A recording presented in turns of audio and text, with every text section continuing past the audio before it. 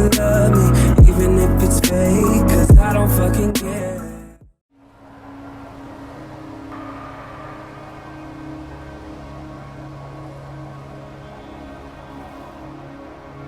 W dzisiejszym filmie pomówię trochę o No Man's Sky. No Man's Sky w mediach gamingowych pojawiło się po raz pierwszy w roku 2013, a dokładniej w grudniu. Było to w okolicy premiery nowego PS4, które, jakby to powiedzieć, pozamiatało. Może niekoniecznie swoją wstępną biblioteką gier, ale na pewno możliwościami i grami, które zostały na nie zapowiedziane. I właśnie jedną z takich gier był No Man's Sky, produkowany przez nieznane i małe studio Hello Games, które było odpowiedzialne głównie za małe gry pokroju chociażby Joe Danger, czyli takiej ścigałki w konwencji trochę platformowej. Ale gdy wszyscy zobaczyli pierwszy trailer koncepcyjny z elementami gameplayu No Man's Sky, po prostu pospadali z foteli.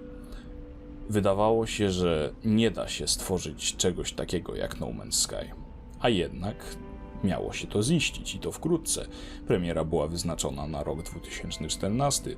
Nie było jeszcze mowy o żadnych przesunięciach, czy opóźnieniach, czy jakichś sprawach sądowych, które później powynikały. Zapowiadało się naprawdę niesamowicie. Przede wszystkim skala, na jaką porwało się tak niewielkie studio jak Hello Games. No Man's Sky miało symulować cały wszechświat z miliardami galaktyk, miliardami gwiazd w tychże galaktykach, trylionami planet. Świat tak ogromny, że aż nie do wyobrażenia sobie. Sean Murray, czyli szef studia, wielokrotnie w wywiadach podkreślał, że ten świat ma być nie tylko ogromny, ale też niesamowicie zróżnicowany. I to w takim stopniu, że każda planeta miała być czymś zupełnie innym. Jak sobie wyobrażacie, hype na tą grę był równie niesamowity, co wizja przedstawiana przez właśnie Seana Murraya. Oczywiście było wielu sceptyków, którzy mówili, że ta gra będzie po prostu kolejnym survivalem, jakich wiele na chociażby Steamie. Porównywali ją do Subnautyki czy Rasta, nawet trochę do DayZ, aczkolwiek tu bym się nie do końca zgodził. I co z tego wszystkiego wyszło? Po około 35 godzinach spędzonych z No Man's Sky mogę wam od razu powiedzieć, że nie spełniła ona wszystkich oczekiwań, które w nią pokładałem. Nie jest grą złą. Tego na pewno nie mogę powiedzieć, bo wciąż nią gram i całkiem mi się podoba, ale nie jest też tym, czego wszyscy żeśmy się spodziewali. Ustrukturyzujmy sobie więc moje wrażenia z ostatnich 35 godzin. Sam początek gry nie powala. Zaczynamy na losowej planecie z rozwalonym statkiem i musimy zebrać trochę surowców. Ale że nie istnieje w tej grze coś takiego jak tutorial, istnieją jedynie pewne porady, które kierują nas, jak możemy wykonać pewne czynności. Zebranie tych wszystkich surowców może nam zająć naprawdę długo. I mnie samemu zajęło to około 2 godzin, czyli wiecie, nieciekawa planeta, na której spędzamy 2 godziny tylko po to, żeby wystartować statkiem. Kiedy nim startujemy, oczywiście wszystko robi się już ciekawsze. Wylatujemy poza atmosferę i mamy efekt takiego wow. Wylatujemy poza atmosferę, widzimy wielką, ogromną planetę pod sobą, widzimy inne planety w oddali, widzimy jakąś stację kosmiczną, dostajemy jakiegoś pseudo-questa, który ma nam pomóc w zbudowaniu najważniejszego elementu naszego statku, czyli hipernapędu. No i wszystko zaczyna się robić coraz ciekawsze. Kiedy już zbudujemy hipernapęd i skraftujemy do niego paliwo, bądź je kupimy, zależnie od tego, jakie schematy znajdziemy w trakcie przeszukiwania planet, mamy właściwie wolną rękę co do tego, co chcemy zrobić dalej.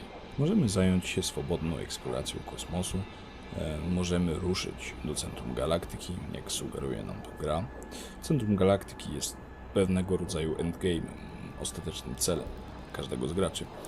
Możemy również też ruszyć drogą ku stacjom Atlas, które dają nam chociażby paliwo do hipernapędu i zdradzają trochę lore'u świata, właśnie No Man's Sky, ale możemy też robić zupełnie co innego, tak, i siedzieć na jednej planecie przez 300 godzin.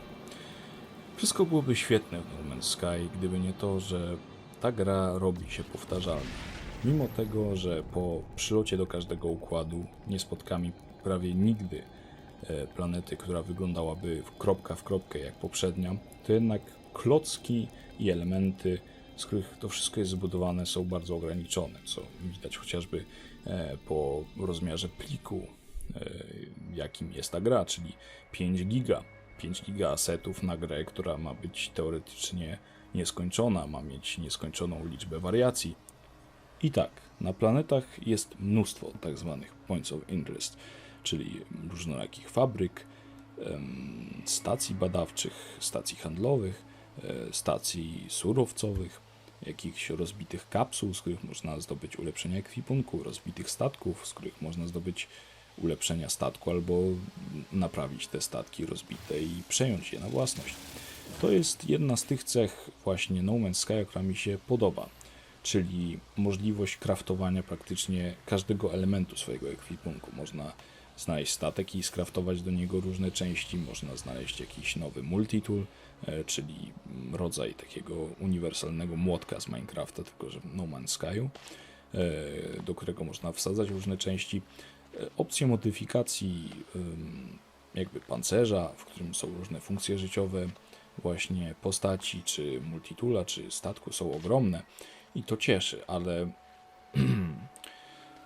wciąż brakuje tu solidnych elementów, chociażby budowania jakiejś własnej infrastruktury, własnych stacji kosmicznych, własnych baz, możliwości zostawania na tych planetach niekoniecznie z powodów takich jak na przykład ciekawość czy chęć eksploracji dalej, ale na przykład możliwość osiedlenia się w jakimś miejscu i zbudowania sobie bazy operacji do jakichś dalszych wypadów. Dlaczego o tym mówię? No Man's Sky ma taki problem, że ta eksploracja potrafi naprawdę znudzić. I tak, to jest prawda, że te planety się od siebie różnią, ale po 35 godzinach widzimy już, że są zbudowane podług jednego schematu, który w pewnych miejscach powoduje to, że różnic nie widzimy praktycznie wcale.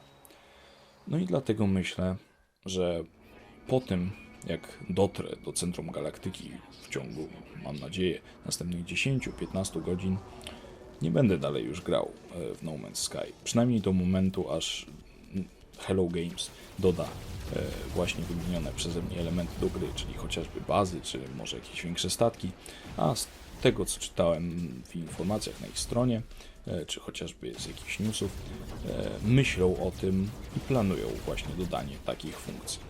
No Man's Sky nie jest grą złą, nie zrozumcie mnie źle, ale na pewno jest grą bardzo specyficzną. I jeżeli nie jesteście fanami takich gier jak Minecraft, Rust, czy chociażby, no nie wiem, The Forest czy DayZ, nie znajdziecie tu za wiele dla siebie. Ale w każdym bądź razie dziękuję Wam za oglądanie. Zapraszam do komentowania, lajkowania, dyslajkowania, jeżeli Wam się nie podobało. Jest to mój pierwszy film na serwisie YouTube, więc byłoby mi bardzo miło, gdybyście zostawili jakąś opinię.